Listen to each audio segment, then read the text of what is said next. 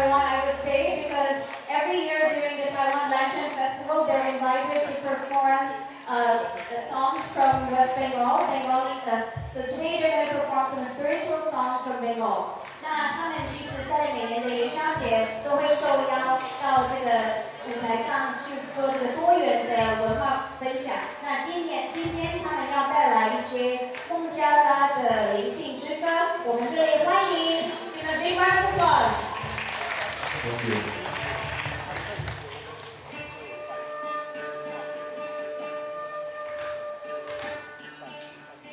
So our first song it is like a relationship between our minds, body, and the soul. So when the soul is, what happens? So that's what this song is all about. So, but the thing is, since we are singing Bengali, if you really want to know about the song details and everything, we can talk. So here we go.